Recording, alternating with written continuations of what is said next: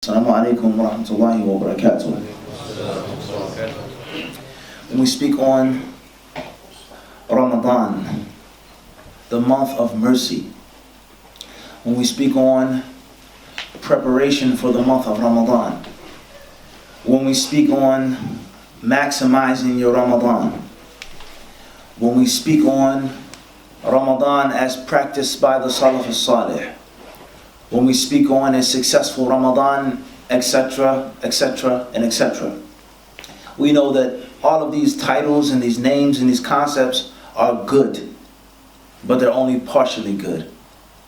They're only partially good. Not even halfway good. And the reason why I'm saying this is because Ramadan was never ever singled out or pointed out or removed from that which comes before it and that which is meant to come after it. Ramadan and the Quran and the Sunnah was never meant to just be one single isolated island from the rest of the landmass. It's not what's meant in the Quran and the Sunnah.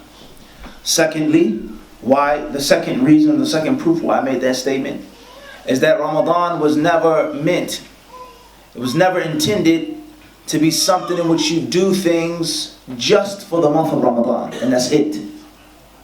Ramadan was meant to be a means of enhancement, a means of amplifying, a means of increasing what you're already supposed to be doing, what you're already supposed to be practicing, what you're already supposed to be avoiding and abstaining therefrom. And in Ramadan, it's a greater reward. It's a higher reward. It's a more dangerous level of sin and anger from Allah subhanahu wa ta'ala. But under any circumstance, was the month of Ramadan and all of the things that you are to do or not to do therein to be understood and practiced as many of us understand it and practice it, in which we single it out. We take it from the rest of the 11 months out the year. And there's Salah because of Ramadan. Fasting because of Ramadan. The Masjid because of Ramadan. Nafaqah, Sadaqah because of Ramadan. Dropping your bad habits, so on and so forth, only because of Ramadan. And that's it. That's only partially good. It's a good thing, but it's also a very bad thing if you don't look at that which comes before, and if you don't look at that which is to come after. One of the reasons why we go into Ramadan and we leave the same way, one of the reasons why Ramadan or the Eid becomes just a holiday, a festival, or a cultural practice, is because we're isolating something that Allah did not want us to isolate. And we're removing it from a list of other things, concepts and practices which were never meant to be so. And a perfect example of that is sighting the moon and looking for the moon. You can live in the United Kingdom, you can live in the United States, you can live in Canada, or any other Western or English-speaking country predominantly. There are people who speak different languages in Canada. There are French parts of Canada, etc. But for the most part, English is the dominant language for a large part of Canada. Al-Muhim, a Muslim, a layman, could live the entire year and never ever hear anything about looking for the moon or sighting the moon. A Muslim could live and not know that the Islamic month is only 30 or 29 days, never 31 and never 28. A Muslim could go to the Masjid, leave the Masjid, and never hear of Rajab or Jumad al-Ula or Safar or Muharram, but for sure he hears of Ramadan. Many Muslims ask them, how many Islamic months are there in the calendar? Many would say 12, name them. I guarantee that you would find relative difficulty for them to name all 12 months. Relative difficulty. But they will have no problem and no difficulty easily naming what? Ramadan. And that's because people only talk about Ramadan. And they only select Ramadan to be spoken of when we talk about Islamic months. Looking for the moon. Is it possible for you to accurately, listen carefully, is it possible for you to accurately have a concept of looking for the moon and counting the days if you only do it once a year? Once a year. That's it. It's the only time in which you have any knowledge or practice of looking for the moon accurately.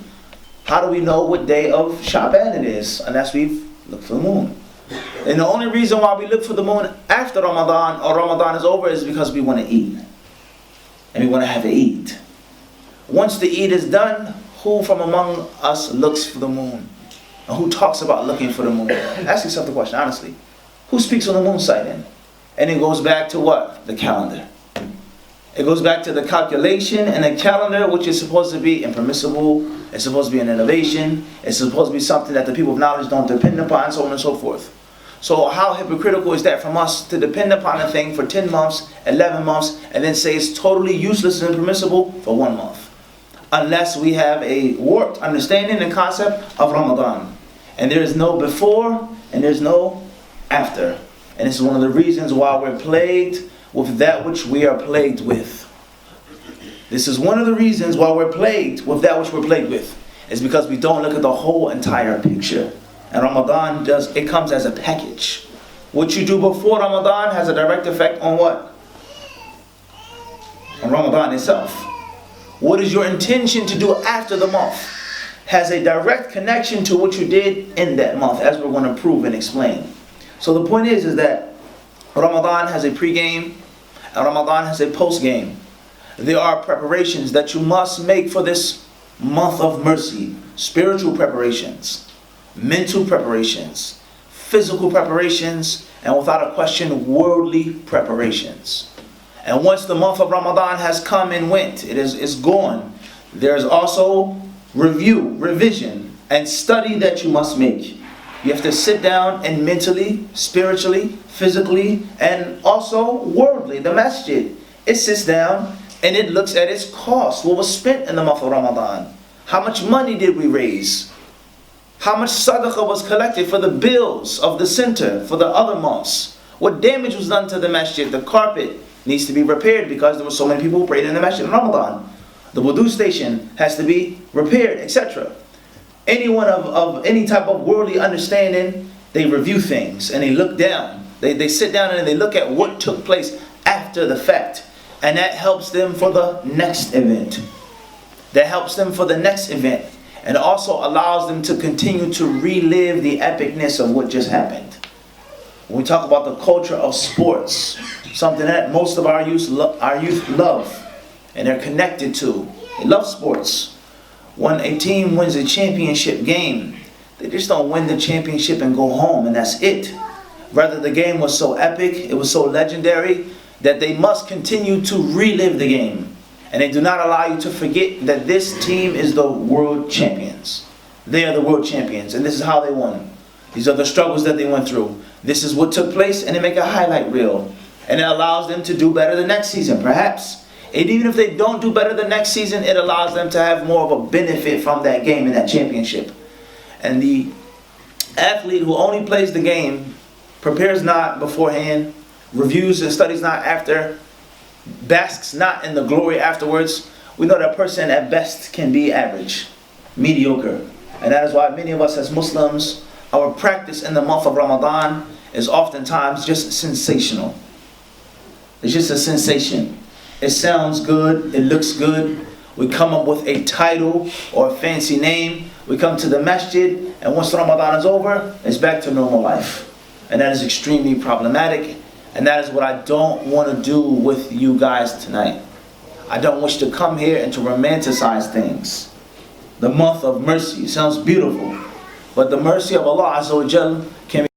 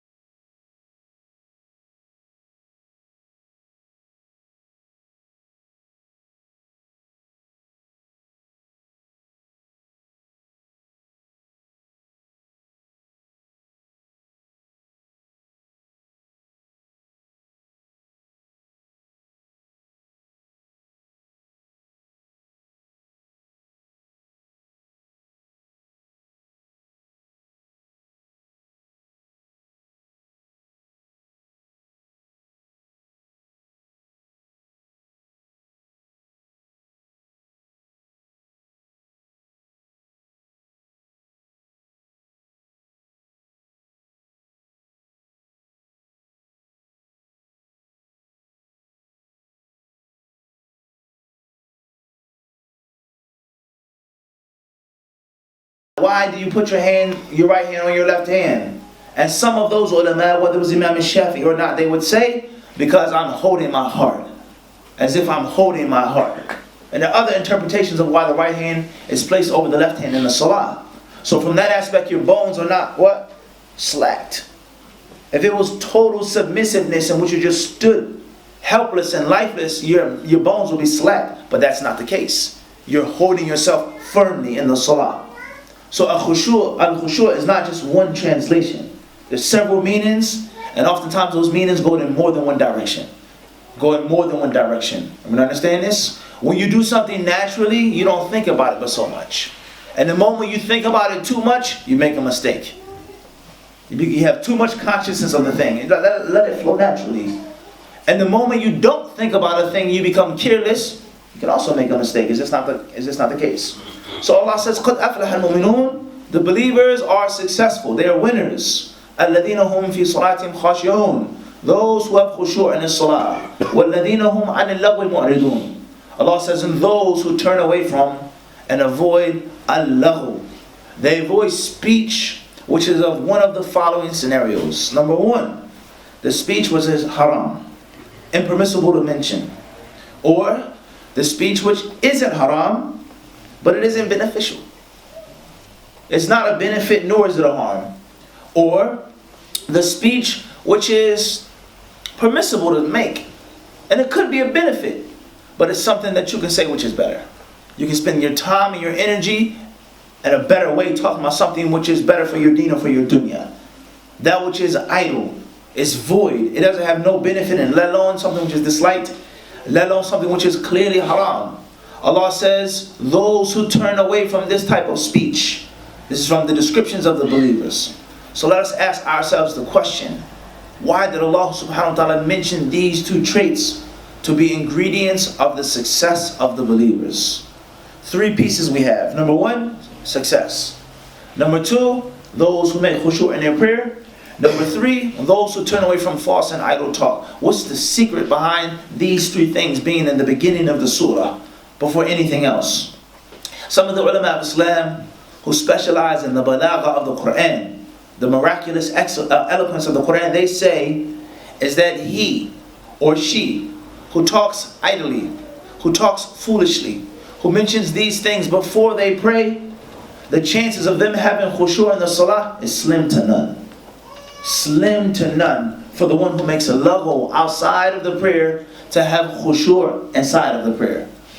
And those who have khushu' in their prayer, the chances of them going outside of the masjid or in the masjid and start talking and running their mouths and laughing and joking and saying things which are of no benefit is slim to none. And that is for no other reason except that they prepared themselves before the prayer. And when they prayed successfully and they reflected on the prayer and it's manifested in their tongues. And this is a very subtle sid right here. And it's not an accident why Allah mentioned it so. So therefore, Allah, He's telling us the believers are successful because they make the prayer successfully. And how they make the prayer successfully is that they're mindful of what they say. And if your mind or your tongue is lost outside of the prayer, there is no magical transformation when you make the takbir. Think about that now. Think about that. You have control over your thoughts outside of the prayer. You say Allahu Akbar, you make the takbir. In most cases, you have more control over your thoughts. You feel closer to Allah subhanahu wa ta'ala. You have no control over your thoughts. No control over your tongue. You're wild and loose. When you say Allahu Akbar, in most cases, you're thinking about finishing and making the last taslim and going back to what you were doing before. Or you're standing there praying behind the imam at best.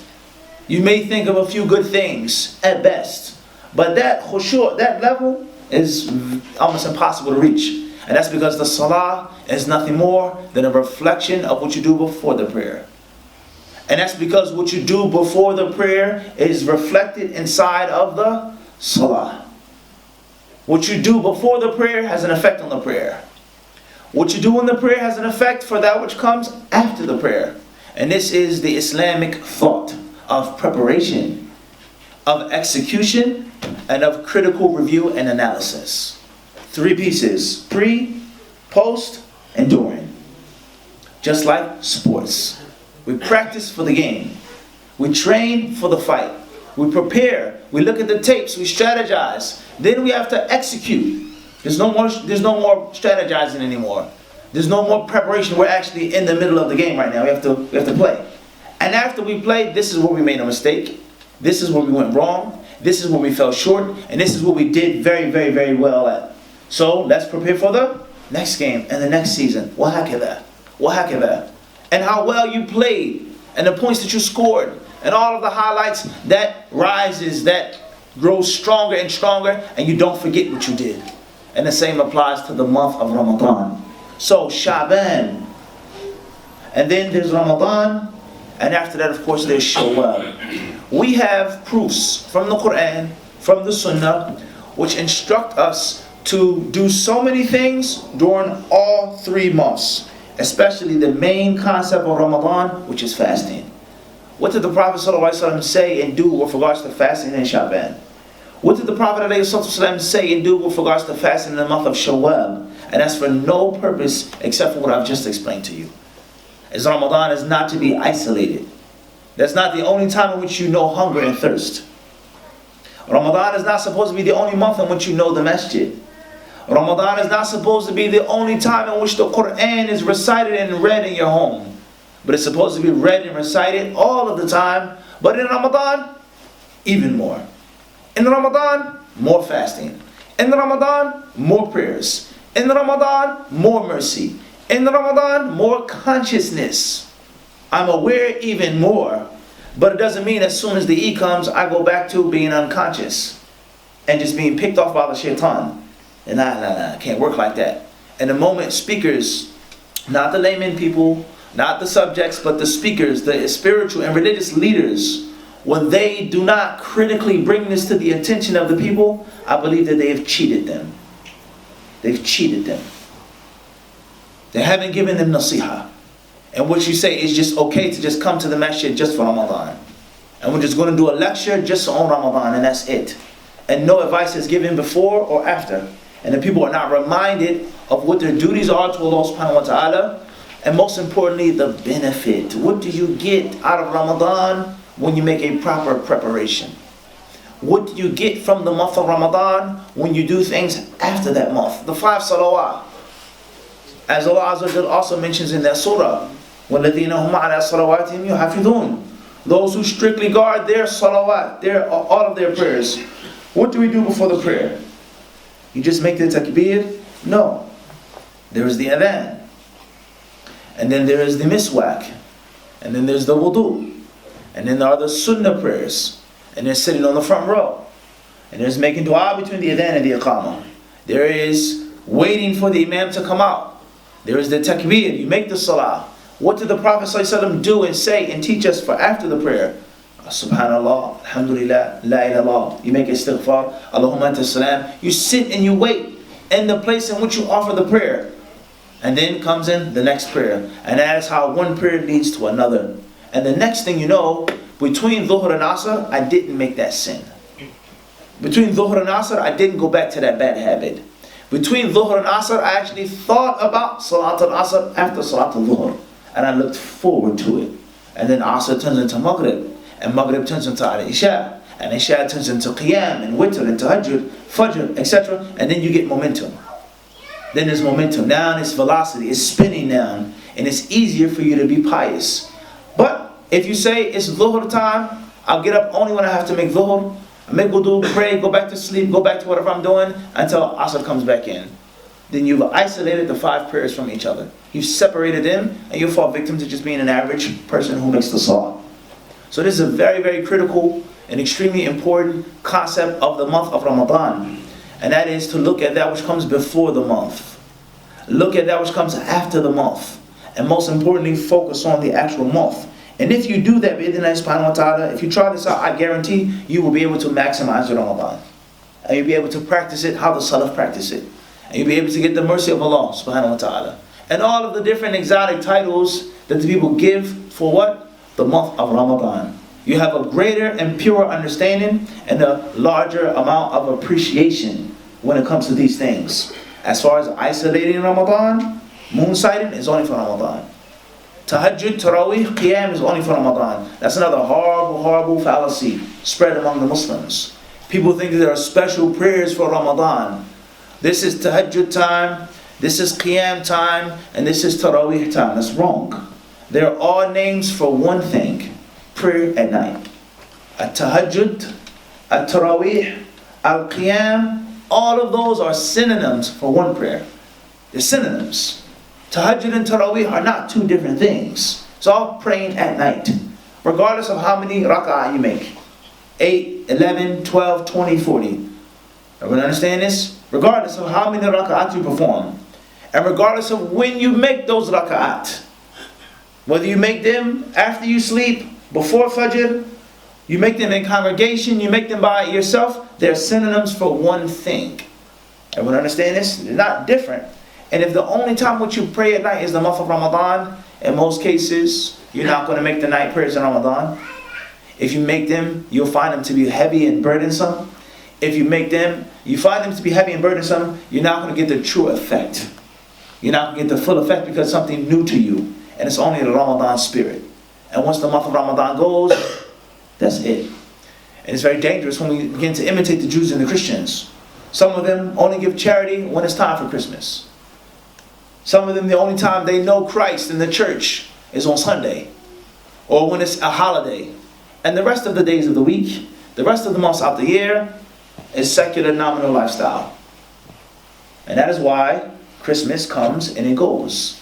And nothing changes critically in their lives, because it's just for a short period of time. And that's extremely dangerous. So we have to be careful from this, brothers and sisters. We have to be very, very, very careful. It's upon us to have the proper mindset, the proper thinking. And it's upon us to warn others. It's upon us to bring this consciousness to others. And this is one of the greatest tools of the shaitan, is getting you not to think critically. Getting you to just think that it's just simple and basic and it's okay. And not actually using your mind and thinking about it. How long have I been a Muslim? How many Ramadans have I fasted? How has it benefited me? What has changed in our Masjid? What has changed in our community? Friday to Friday is one of the scariest things for an imam. When he sees the same exact thing that he saw last week and the khutbah that he gave last week, nothing has changed. The same brothers only come once a week, once a month. And next year, and Allah knows best, the same brothers will only come once a week and once a year. Khairan, inshallah. So let's move forward with our topic, bi'idhnillahi ta'ala. When we talk about the month of mercy, before we get into the month of mercy, what do we mean by mercy? What's meant by the word mercy? Of course, we're going to say it's the mercy of Allah, subhanahu wa ta'ala. The mercy of Allah that we want, the mercy of Allah that we need, the mercy of Allah we have been promised in this month. How do we achieve it? How do we get it? What do we know about the mercy of Allah Almighty and the Most High? What do we know about His mercy? What is the mercy, or mercy when it is mentioned with Allah? Mercy of Allah. What's meant by that when we say the word of or from? May Allah have mercy on you. Allah have mercy on him. Everyone understand this? We should be merciful like Allah is merciful to us. When we use these words of, from, and to pertaining to Allah, what is that? What does that mean, the mercy of Allah? What do we know about Allah's mercy? Anyone? Tell me anything you know about the mercy of Allah. Guidance. It's guidance. Clemency. Clemency. It's Clemency. Clemency. Tayyib. Anyone else? It's like possession. Allah possesses this thing. Allah possesses it. Tayyib. Wasi'ah. It's wasi'ah. Meaning? So, it touches everyone. It touches everyone. It reaches everyone. Tayyib. Anything else? What else do we know about Allah's mercy? Forgiveness. Forgiveness. So these saying mercy and forgiveness are the same. We have clemency, we have forgiveness, and we have guidance. Are they the same as rahmah of Allah, or are they connected? Like, what else do we know about Allah's mercy? Anything that we know about Allah's mercy? We're all in need of it. Everyone is in need of it. No one can do without it. Right? Anyone else? The mercy of Allah. The mercy extols the wrath. It's greater than the wrath of Allah. Tayyib. Anything else? Anybody else? What is the mercy of Allah? Comes before His anger. It comes before? His anger. It comes before his anger. Similar. طيب. هو السبب الوحيد لدخول الجنة. It is the only reason behind entering paradise in reality. Very interesting answer. That's the real key to Jannah. طيب. Anyone else? Anyone else? Nobody else? That's everyone? طيب. جزاكم الله خيرا. First and foremost, I would say, similar to what our brother mentioned, he said that Allah possesses, the word you mentioned, mercy. طيب. So first and foremost is mercy is one of the attributes of Allah. Sifatun min sifati. But don't nod your head too fast. Mercy of Allah subhanahu wa ta'ala is of two types. Two types of Allah's mercy. Two types of the word mercy being attributed to Allah. First is a mercy which is an attribute of Allah. And secondly is a mercy which isn't an attribute of Allah. It's not an attribute of Allah subhanahu wa ta'ala. The first, listen carefully, is as a sifa. It's an attribute of Allah subhanahu wa ta'ala. And obviously if it's an attribute of Allah, then it's not created. It isn't something which is worldly. Everyone understand this? It's nothing to do with this mortal dunya. Naam? And secondly is a mercy of Allah which is created. And it is not an attribute from Allah subhanahu wa ta'ala's attributes. What is this? So how is this? So Allah's name is what? What do we know from Allah's names? وَلِلَّهِ الْأَسْمَاءُ الْحُسْنَى Ar-Rahman. Ar-Rahman or Ar-Rahim. Ar-Rahim or huh? Al-Malik al-Qudus. La, pertaining to Rahmah. Kareem. Only pertaining to Rahmah. What's mentioned in the Quran about Allah's name? Ar-Rahman, Ar-Rahim. Or other than that. وَأَنْتَ أَرْحَمُ Rahimin. It's not a part of the question, huh? What else? Anything else which Allah talks about His name, Ar-Rahman, Ar-Rahim, or His attributes of Rahmah? Anyone else? So we can agree on in the Quran is that Allah has mentioned that He is what? Ar-Rahman, Ar-Rahim. Arham Ar-Rahimin. So Allah has the name, or the names, and from those names come what? Attributes. Come what? Attributes. So Rahmah is an attribute of Allah, right? طيب. So what about the hadith that says, Anti Rahmati Arhamu Biki Man Asha? He said to paradise, he says, you are my mercy. And I use you to show mercy to whomever I will. So Allah says that paradise is what? Is His mercy. Is what? His mercy. And paradise is clearly what? Without a doubt. Paradise is makhluqa. It's a created being of Allah subhanahu wa ta'ala. So sometimes when Allah mentions His mercy, His attribute. And other times when Allah Azza wa Jalla mentions mercy, it can be a child. Allah gave you a child. That's from the what? The rahmah of Allah. Money coming to you, a job in the month of Ramadan, or marriage, could be what? Mercy of Allah subhanahu wa ta'ala. Everyone with me or not? That's mercy of Allah subhanahu wa ta'ala. So first and foremost is, before we go this, that, mercy of Allah is of how many types? Two types. One is mercy that pertains to Allah from His attributes. And secondly is something which is what? Whatever it is. Jannah, a baby, is mercy. Having a strong body is mercy. Having a good mind is mercy of Allah subhanahu wa ta'ala. Tayyib, what's the difference between Ar-Rahman and Ar-Rahim? When the Muslims say Bismillah ar-Rahman ar-Rahim, Innahu min Sulaiman wa innahu Bismillah ar-Rahman ar-Rahim. In the name of Allah, the most merciful, the most merciful. Rahman is Amma, he says. Everyone gets mercy. And Rahim is specific to the believers. Right. So, Ar-Rahman and Ar-Rahim both have or contain mercy. But the difference between the two, for it not to be a repeated word, is that Ar-Rahman is for the kafir, the Muslim, everyone gets Rahmah.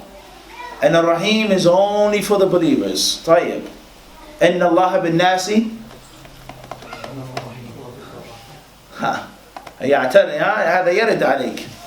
Some people say that there are verses in the Quran in which Allah Azza wa Jalla mentions what? Rahim with what? Nas, people, Muslim and Kafir. Any other answers? What's the difference between the two? This is one answer. Fadl. The Rahmah is wasi'ah and Rahim is wasi'ah. طيب. Rahman, wasi'ah, everyone gets it. And Rahim is wasila, meaning that it reaches what? Who it wants. مثل جواب الأخ مثله. طيب. Any other differences between the two? From what the ulama of Islam have said about the difference between these two names and these two attributes? Rahim is a more specific, higher level. طيب. Any other answers? Ar-Rahman is the possessor of mercy. Okay. Rahim is the bestower of mercy. So Allah possesses it, and Rahim is meaning that He gives it. طيب. Any other answers? Rahim is specific for like the hereafter, and Rahman. Rahman fi dunya, Rahimun fil akhirah. طيب. خير inshallah. Any other answers? Anybody else? So let me ask a question. If you have a baby, right? And the baby is born healthy, alhamdulillah. All of his limbs, toes, his eyes, ears, everything is good. It looks like a nice, good, sound, healthy baby. Allah is giving you what? Rahmah. Without a doubt. Mercy, right? So before you had the baby, did Allah give you rahmah? Yeah. He did. So if the baby came out and the baby, may Allah prevent, was dead, would you say Allah was merciful to us? Yes or no? Would you say that in the hospital? No. You wouldn't. Alhamdulillah. You say that. Jazakallah khairan for being honest. You wouldn't say that, right? But is that true? No. No. It's not true. Tahir. Huh. Anything else, guys? Now this goes to show us that Ramadan is a branch of what? Of Aqeedah, what we believe about Allah subhanahu wa ta'ala. Huh? So is Allah Azza wa Jalla, was He merciful before He gave us the baby? Yes or no? Yes. He was. And then when the baby came and the baby was safe and sound, Allah was also what? Merciful. All of the answers that you gave, كلها أجوبة صحيحة. All things that the ulama of Islam have mentioned with regards to the difference between Ar-Rahman and Ar-Rahim. Rahman for people, Rahim for believers. Rahman in the dunya, Rahim in the hereafter. Rahman, Allah was always merciful before He created anything. And when He created things and made things and gave them and bestowed things, that was a manifestation of His what? Of His rahmah. And there are other interpretations what? As well. There are other interpretations as well with regards to Ar-Rahman and Ar-Rahim. Tayyib, khayr inshallah. What else is the difference between the two? Any other differences between the two? Can you have the name Rahim? Can you not be your first name Rahim? Can you have the first name Rahman? Can a person's name be Rahman? لا. Abdul Rahman. Can your name be Rahim? Huh? Yeah. طيب. لا رحيم نكرة هكذا.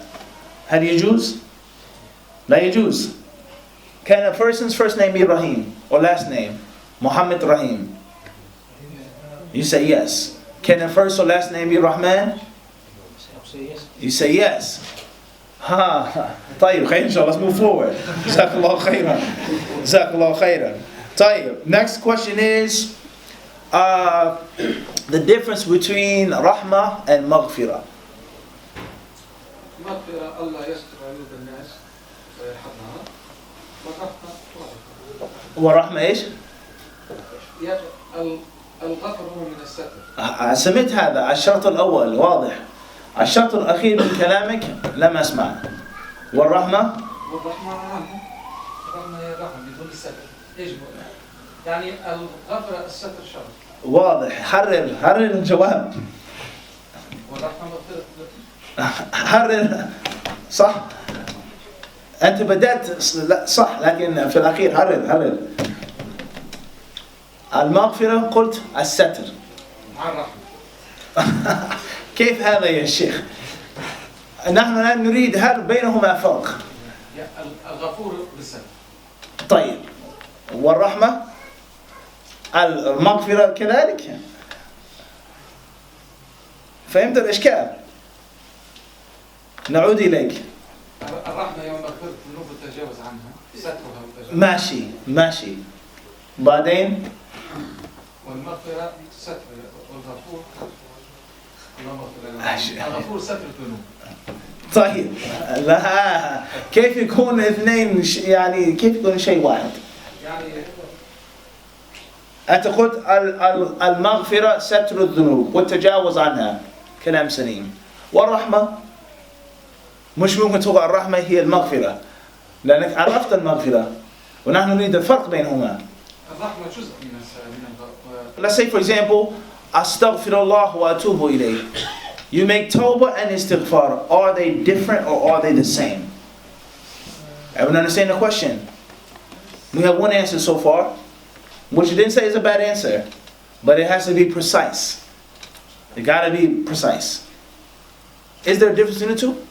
No difference. Synonym. Yeah. Synonym, okay. طيب. Well, forgiveness is to have the sin forgiven, whereas repentance is for it to be erased completely. And it was never there. Okay, so maghfirah, Allah forgave you. You're not held responsible for it. And tawbah is that it's removed from your scale. طيب. طيب. On Yawm al-Qiyamah, what will be in the scales? طيب, what's the difference in maghfirah and rahmah? Isn't it you ask for the tawbah and you expect that you're gonna get the forgiveness in the system? Tawbah is the vessel of forgiveness. Similar to what he mentioned, dakhil. طيب, rahmah and maghfirah. Same or not, guys? So you say they go like so hand in hand. They go hand in hand, but are they the same? There are many things that go hand in hand, but aren't the what? Aren't the same. Fish and chips, they go what? Hand in hand. But they're clearly not what? You need one like with You don't like get with the fish and other. chips in America. You do. Yeah. Yeah, they do.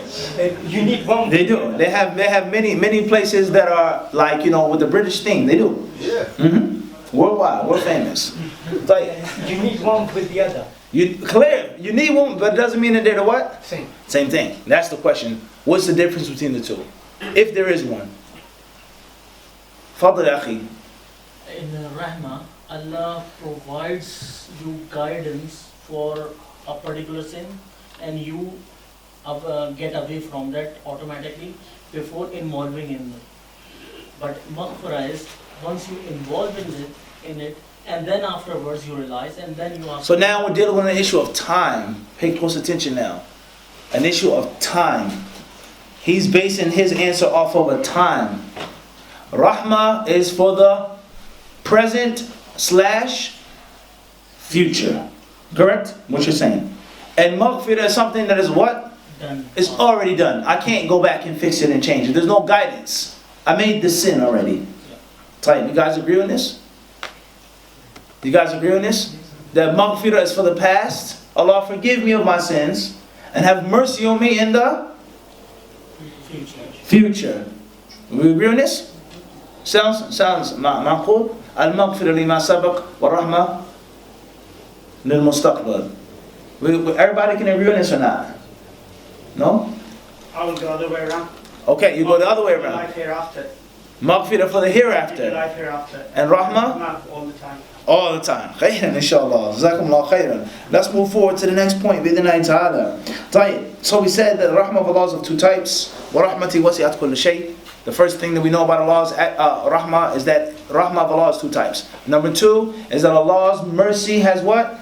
Enveloped all things. Kulla shay.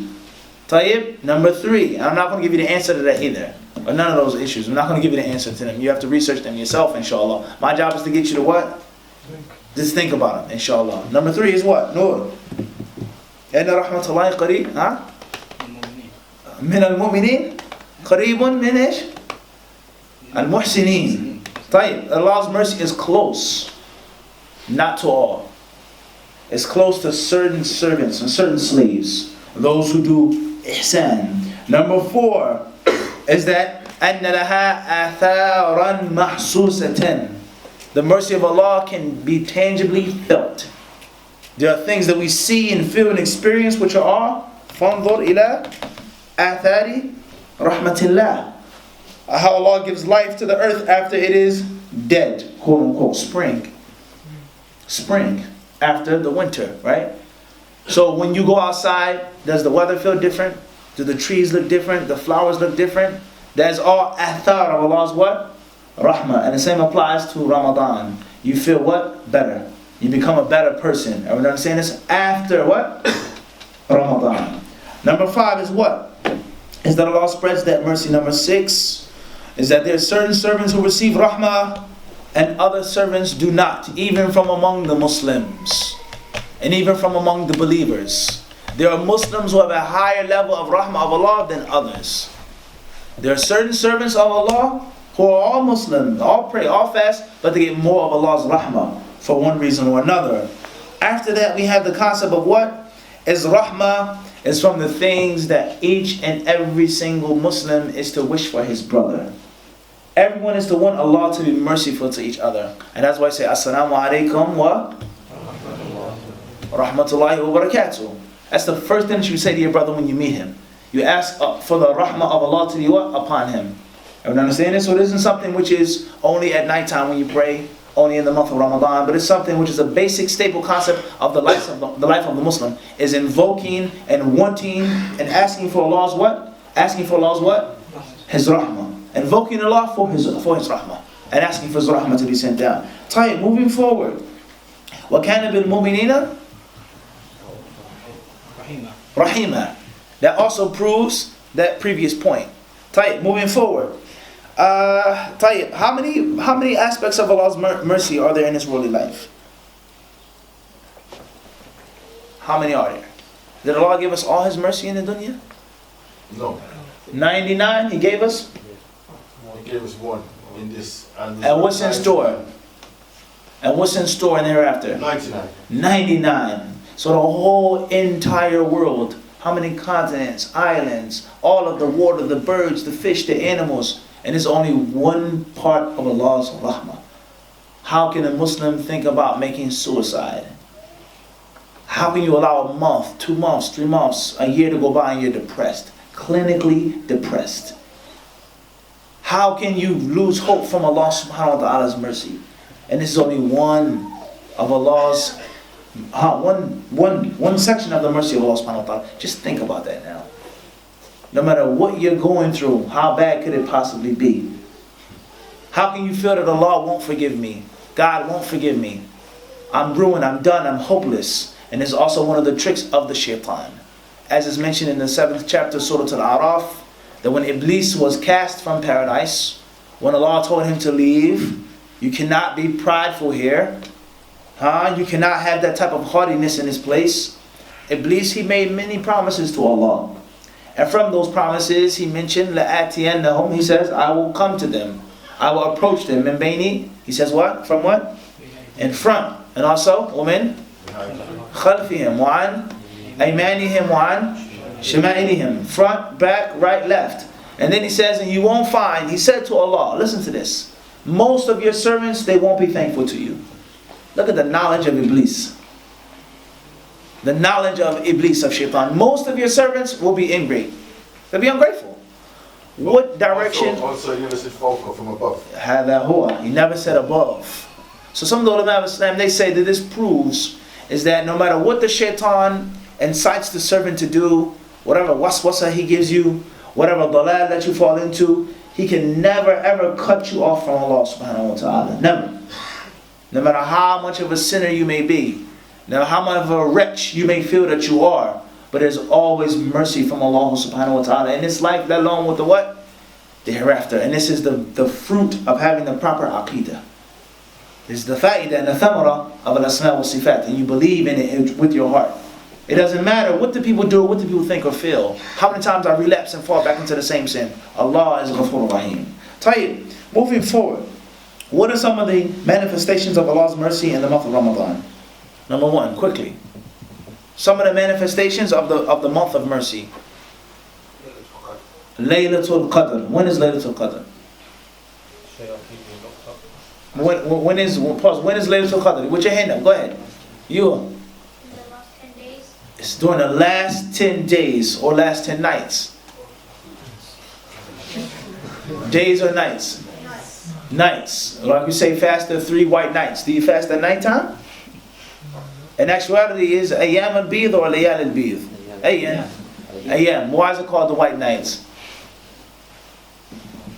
Because the moon is at night. Because the moon is full. But in actuality, you're not fasting when? At night. At nighttime. Tayyib. Okay, he says Laylatul Qadr during the last 10 nights. So a manifestation of Allah's mercy is that there's Laylatul Qadr. Can I give an answer? I raise my hand, my right hand. A manifestation of Allah's mercy is that we don't know when Laylatul Qadr is. That's rahmah from Allah subhanahu wa ta'ala. It's mercy from Allah that we don't know the specific date of Laylatul Qadr. That's mercy. And if we knew when Laylatul Qadr was specifically, then we would be like how we are today. We put it on a calendar, 27th night of Ramadan, Qiyam, Kala. This is when we do the fundraiser. The masjid will be packed. We have this special talk, so on and so forth. Wallahi. And that's problematic. Of course they do it around the world. And the reason why the Messenger of Allah ﷺ, when he saw the men arguing, and it was taken from him, he says, perhaps it's best for you. فَلْتَمِسُوهَا. Look for it during these days. He gave us hints. He gave us clues. But the specific night of Laylatul Qadr wasn't given to us as a means of what? Mercy. And that's because we would only come to the Masjid on the 27th night. We would only come to the Masjid during the last 10 nights. What else is there? He says the shayateen being what? Locked up. What's meant by locked up? They're chained down. They. All of the shayateen? Shaitan himself? Or the jinn? All of the shayateen, but they say some of the lesser shayateen. Some of the lesser shayateen are out. Okay, tight. So, when we fast in the month of Ramadan, brothers and sisters, do we not make sin? Are there not crimes committed? There are. So how can this be if the shayateen are locked down? Some of the lesser shayateen. Some of the we have major sins being made in the month of Ramadan. People get killed. All types of atrocities happen. How can this be now? He said Shaitan done so much damage before that. He done so much damage before. A'udhu billah. A'udhu billah. Tayyib, fadl akhi. Could you say, like because of your own nafs? Because of your own nafs. That's scary now. Really scary. That a big percentage of the sins that you make is not because of shaitan's whispering. It's because of your own evil. This is the reality of yourself now. Or shaitan has done so much damage to you, he doesn't have to whisper anymore. Tight. A'udhu billah. May Allah protect us from that. What other manifestations of mercy in the month of Ramadan do we have, guys? Before we stop tonight. You've got no excuse to not come out forgiven. So you've got to come out forgiven. If you don't come out forgiven, it's because you didn't want to be forgiven. Bottom line. Tight. Any other manifestations of rahmah? Huh? The doors of paradise are what? Opened up. That's a manifestation of what? Of more mercy. Tight. What else is there? Many good deeds intertwined, such as fasting, standing, charity, sadaqah. Tight. What else? What else is there? Any other manifestation of Allah's mercy? So we only have 3 or 4 reasons and we call it a whole month of mercy? Wallahi, I'm not convinced. I'm not convinced with the title of the lecture. How can it be a month of mercy and there are only, 3 reasons? I'm not convinced. It's not convincing. Agreed or not? We only know 3 things of Allah's mercy in Ramadan and we call it a whole month of rahmah? Abu Nusayba, هذا تقتنع بهذا؟ ما ينفعش, huh? Anybody else? Any other manifestations of Allah's mercy in this month? When we say that it's a month of mercy, the Quran was sent down Laylatul Qadr, and for sure Laylatul Qadr is in the month of Ramadan. Ramadan is the Quran is the reason behind what? All good in this world. And the lack of the Quran or its improper understanding, etc., is the reason behind what? Kullu bala. Very good answer. What else is there? From that which proves that Ramadan is a month of mercy. Such as, fadl. Rewards are multiplied. The rewards are multiplied. You get more for doing what you normally do, but it's a higher reward. That's mercy. I pay you extra at work. You work the same hours and I give you a bonus. That's mercy. Tayyib. What else is there? Taraweeh. Building relationships. Building the relationships with your brother. The believers are merciful to each other. They're nice, they're kind to each other. And we get to know who we are during this month. We feed each other, we visit each other. Which we should already be doing. Which we should already be doing. We should already be over each other's houses and so on and so forth. Tayyib. Anything else? Psalm itself. Fasting itself is a mercy. How is that? I'm hungry, Yaqi. I'm thirsty. I'm tired. I have a migraine. I can't go to work. I'm irritable. I'm cranky. I can't drink my tea and my coffee. How is that a mercy? Because the reward of the the reward. But what else is there mercy in and fasting? And at the time you break the fast and then You break the fast, all pains of hunger are forgotten. What is sa'imi? Farhatan. What about the mercy to the body? You give your system a break. Right? You give your system a what? A break. What else is there? The congregation comes to like Congregation, similar to what he mentioned. Fadal ya akhi. Going back to what you said about the fast, it also like teaches you discipline. Self-discipline, self-control. That's a mercy to you, right? Your parent ever discipline you? I would say it says, I'm only beating you because what? Because I love you. Your mom may tell you that, maybe not now, but back in the day, huh? You get a beating, you're crying, she says, I'm beating you because what? Because I'm loving. This beating is a rahmah to you. We can say that now, but we definitely what? We didn't say that what? We didn't say that back then when you were getting beaten, huh? But now you understand the concept of the fact of discipline. That in actuality it is a mercy to you. Because it's helping you in the what? In the long run. That self-discipline is going to help you in the what? In the long run. Being in that type. Anything else, brothers and sisters? Fadal akhi. So law was revealed?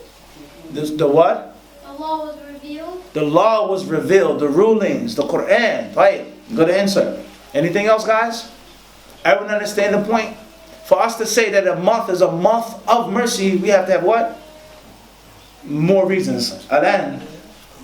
Now we can be convinced now that Ramadan, inshallah, is a month of what? A month of mercy. There are many, many other manifestations. There are many other manifestations of this month being a month of what? Rahmah. From that which we know of and that which our human brains and minds do not reach or don't reach. That which our minds can't grasp and comprehend.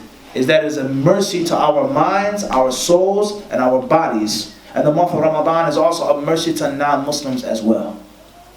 It's a mercy to non-Muslims. It's a mercy to everyone and every single living thing this month. And we ask Allah to allow us to reach this month. Jazakumullahu khairan. This will conclude my discussion with you. Tonight wasn't a lecture, but it was a discussion, alhamdulillah, in which we benefited from each other. We benefited from each other. Jazakumullahu khairan. أشكر كل من شارك وكل من رفع يده وكل من أجاب وكل من حضر ونسأل الله تعالى أن يجمع لنا ولكم بين الأجر والثواب والفائدة وجزيتم عنا خيرا بارك الله فيكم وصلى الله وسلم وبارك على عبده ورسوله نبينا محمد. Thank you very much. Jazakallah khair. We thank Allah subhanahu wa ta'ala for having rahmah on us tonight, for allowing the Shaykh to visit us and benefiting us, alhamdulillah. And thank the Shaykh, alhamdulillah. And thank all the brothers and the sisters who attended, alhamdulillah. Sure, no problem. So, if the brothers have any questions, if you just raise your hands and you can ask. And if the sisters have any questions, they can just write on a piece of paper, or there'll be a notepad being set down, and you can write in that notepad, inshallah. Or you can WhatsApp the Masjid the number, inshallah. So if brothers have any questions, they can just raise their hands, inshallah.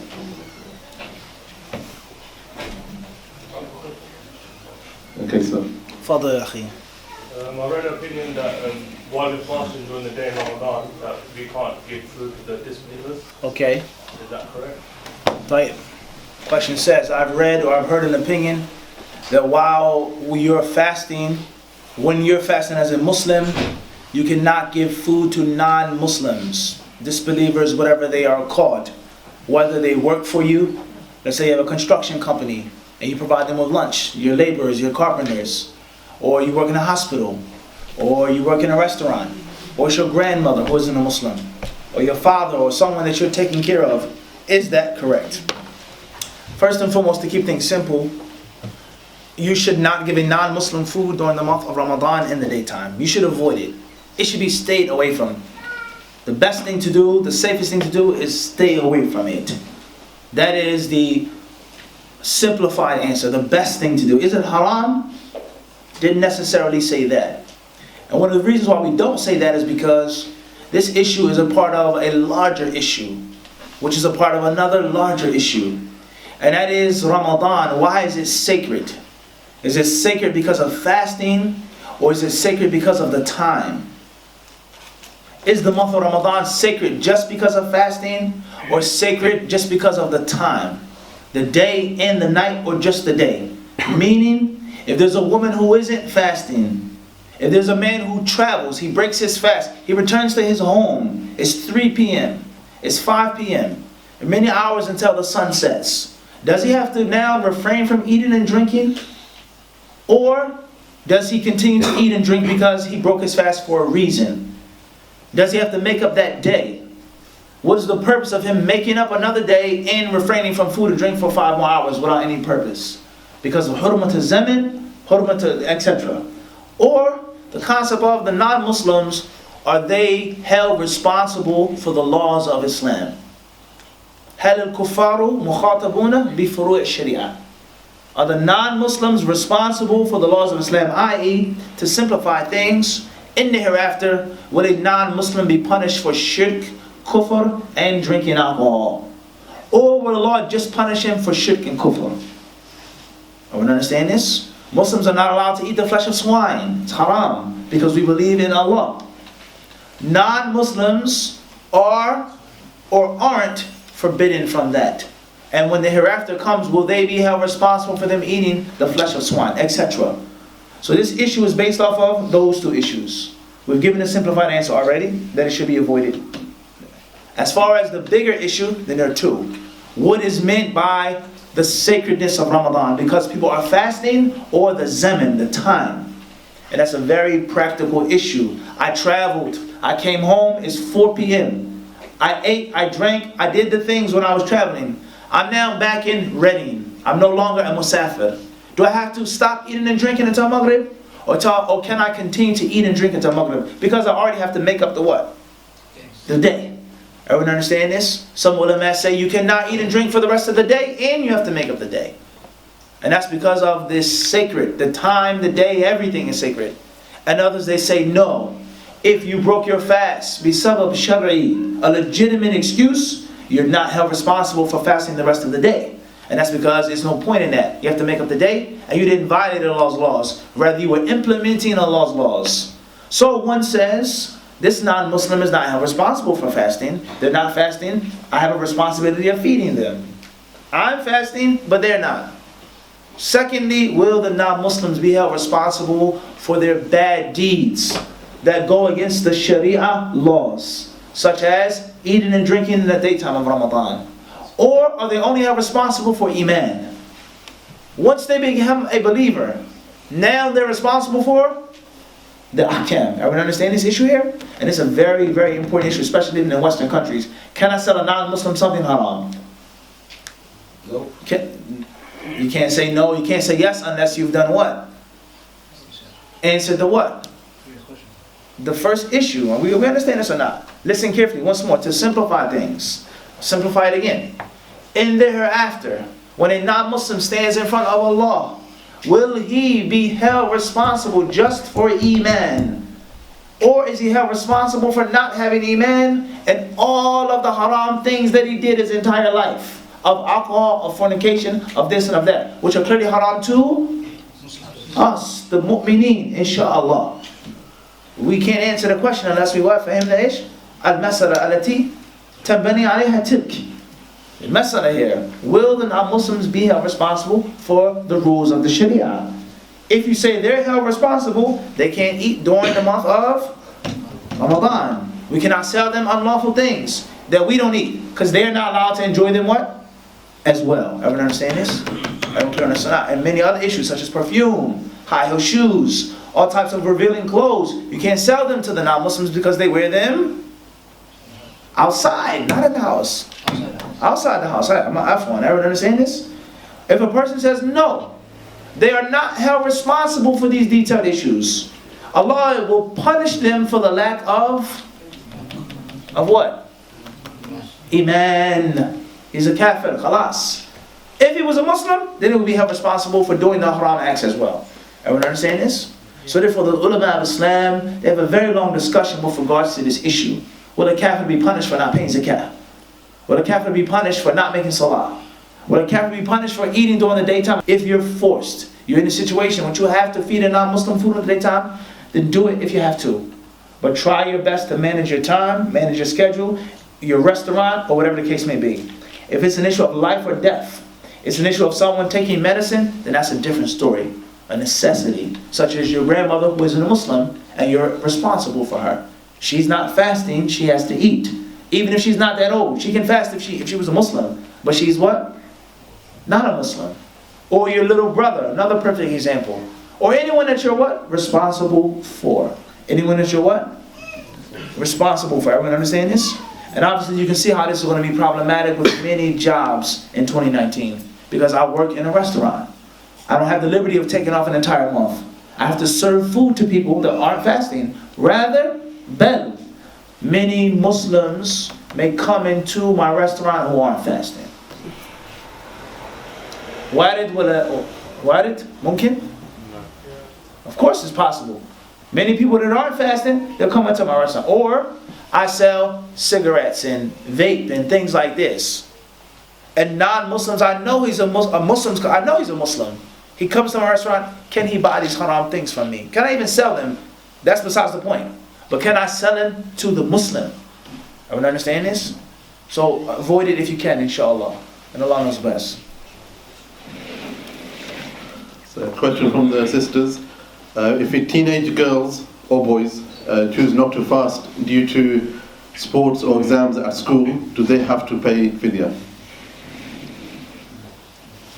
With regards to teenagers who choose not to fast because of an exam or sports or whatever, do they have to pay a fidya?